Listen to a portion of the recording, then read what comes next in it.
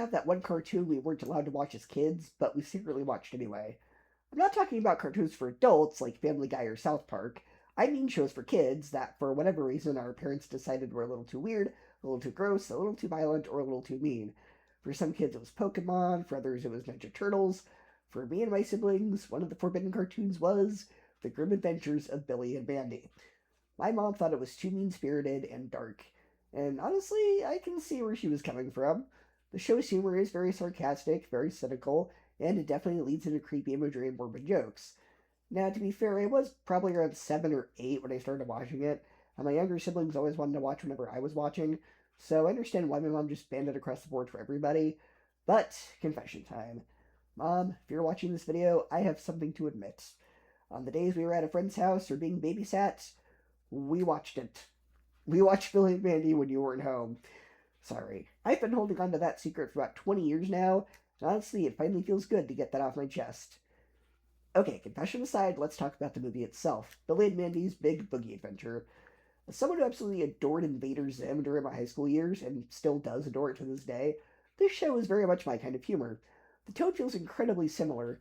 The comedy is dark, chaotic, and often completely random. Billy honestly feels like a bizarre hybrid of Zim and Gurr. He has Zim's manic energy, but with Gurr's complete lack of intelligence. Meanwhile, Mandy basically rules the entire universe through pure intimidation. She's essentially Azula from Avatar The Last Airbender if Azula were permanently stuck in elementary school, and it's funny that they have the same voice actress. And Grim is just constantly suffering. What surprised me the most about this is that it actually works as a real movie. A lot of the Cartoon Network TV movies I reviewed this month just feel like extended episodes. They assume you already know the characters, the world, and the running jokes. This one actually takes time to explain the setup.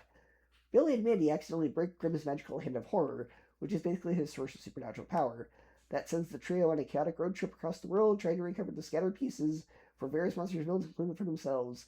The movie turns into this ridiculous supernatural scavenger hunt filled with vampires, demons, and other bizarre creatures.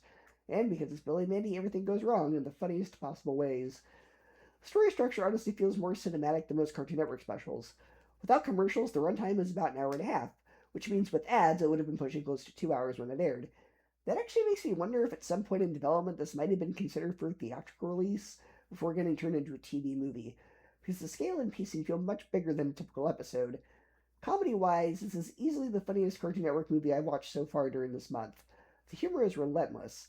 There are constant fourth wall breaks, background gags, absurd visual jokes, and the signature dark humor that fans of the show love. The movie also isn't afraid to get a little bit mean in its comedy, which is part of what makes the show unique. Mandy's deadpan cruelty, Billy's complete stupidity, and Grimm's eternal misery create a perfect comedic triangle, and the writing fully leads into that. What really elevates the movie above just being a long episode is the sense of escalation. The adventure gets bigger, the stakes keep rising, the villain is awesome. By the end, it genuinely feels like the characters have gone on a huge supernatural journey rather than just wandering through typical episode plot. So while some Cartoon Network TV movies feel like filler, this one actually feels like a proper event for fans of the show. If you're already with Billy and Mandy, this movie is basically everything you'd want. Bigger jokes, bigger chaos, and the same twisted sense of humor. And if you grew up sneaking episodes behind your parents' back like I did, there's a weird nostalgic joy in finally getting to revisit a forbidden cartoon as an adult. Overall, this ended up being the most fun Cartoon Network movie I've watched so far during the month. And for me, it gets a B, an 8 out of 10, and 4 out of 5 stars.